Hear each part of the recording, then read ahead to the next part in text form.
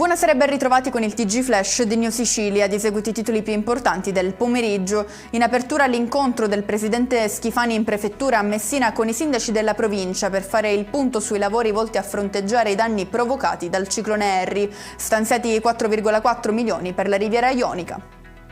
Confermata in appello la pena per i due imputati nell'omicidio di Antonino Titone, ucciso a settembre 2022 a Marsala, in provincia di Trapani, ergastolo per Giovanni Parrinello e poco più di 17 anni di reclusione per la compagna Lara Scandaliato. Dietro il delitto ci sarebbe un debito della vittima mai saldato.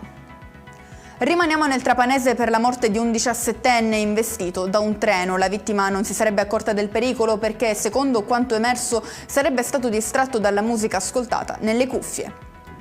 Finisce in manette a Londra Salvatore Del Campo, 41enne, originario di Catania, evaso nello scorso settembre dai domiciliari in un centro della provincia di Siena. L'uomo è accusato di atti persecutori e lesioni nei confronti dell'ex compagna. Chiudiamo con il meteo. Per domani si attende un ritorno del bel tempo in gran parte della regione. Il rischio di rovesci dovrebbe limitarsi solo al territorio messinese. E con questo è tutto. Prossimo appuntamento domani alle 13:30. Grazie per averci seguito, buon proseguimento di serata.